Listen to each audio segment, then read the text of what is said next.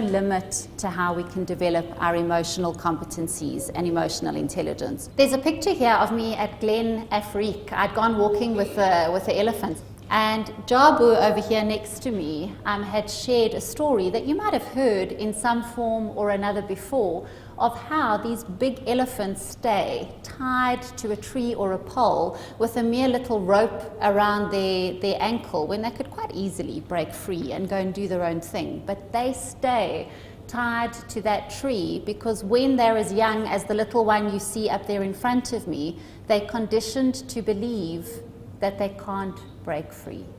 I don't know if you've ever thought about the fact that a belief is just a thought you've said yes to enough times. So all the things you absorbed in childhood, the family labels, the limitations that you put on yourself, are just thoughts that you've said yes to enough times. What are some of the ways you can get to know your limiting beliefs? It's actually really simple. It's a process that I've likened to a key, and it means that we have to take responsibility for taking that key and unlocking the door on our potential. I'm going to take you through a process, and you can literally do these steps with me. So let's do that together. Your key, literally, it's an acronym. So the K is to get to know it.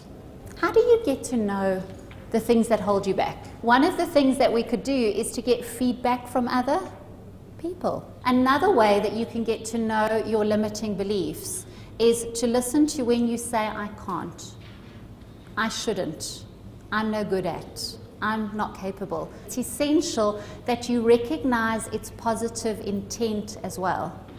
The limiting belief that said, I can't speak in public, wasn't trying to keep me stuck and not let me reach my potential and be as exceptional as I could be. There was also a protection mechanism in that.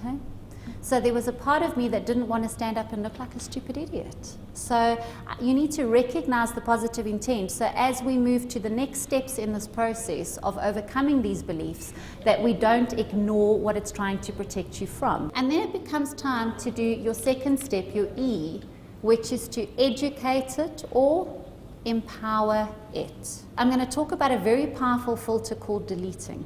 If you were to think right now about how your right foot feels in your right shoe, were you aware of it before I mentioned it to you? There's plenty experiences. Every minute of the day you will be deleting. So educating means recover lost information. Empowering is about doing things that push you inch by inch out of your comfort zone and help you to flex the muscle. Empower yourself and take those steps to do the things that you're afraid of doing or the things that you hold yourself back on. It should naturally follow, after you've done K and got to know it, and you've done your educating and empower it, it should naturally happen that you say yes to something new, that you say yes to a new thought.